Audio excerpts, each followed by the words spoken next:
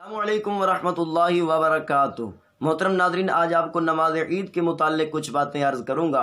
ناظرین، نماز عید واجب ہے، مگر ہر کسی کے اوپر واجب نہیں ہے، صرف انہی لوگوں کے اوپر واجب ہے جن پر جمعہ پڑھنا فرض ہے۔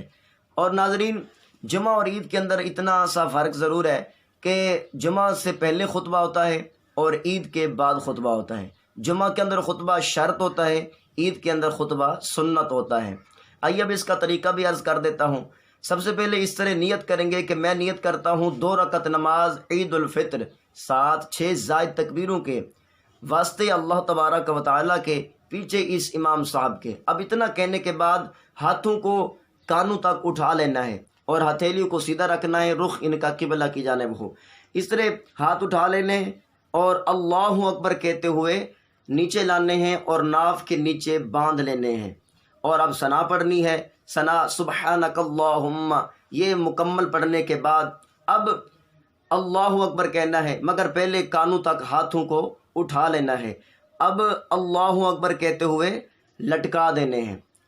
ایک بار ہو گیا، اب دوسری مرتبہ ہاتھوں کو کانوں تک اٹھا لینا ہے اور اللہ اکبر کہتے ہوئے لٹکا دینے ہیں۔ اب تیسری مرتبہ ہاتھوں کو کانوں تک اٹھا لینا ہے، اللہ اکبر کہتے ہوئے ناف کے نیچے پھر باندھ لینے ہیں۔ اب امام صاحب قرات فرمائیں گے، سورہ فاتحہ کی تلاوت فرمائیں گے، اس کے بعد کوئی اور سورت ملائیں گے اور اس کے بعد پھر رکوع ہوگا۔ 1 رکعت مکمل کرنی ہے۔ رکعت مکمل کر لینے کے بعد اب دوسری رکعت کے لیے جب کھڑے ہوں گے، اس میں پہلے قرات ہوگی، یعنی سورہ فاتحہ امام صاحب تلاوت فرمائیں گے، اس کے بعد کوئی اور سورت ملائیں گے۔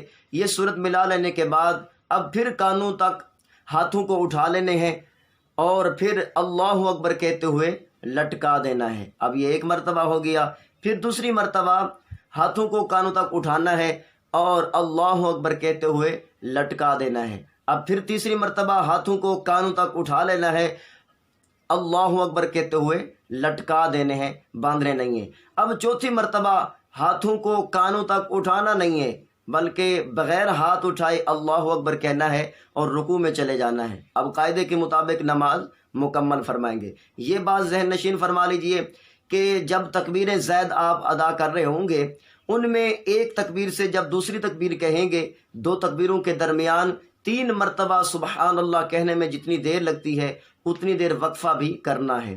ناظرین، یہ نماز عید کا طریقہ ہے۔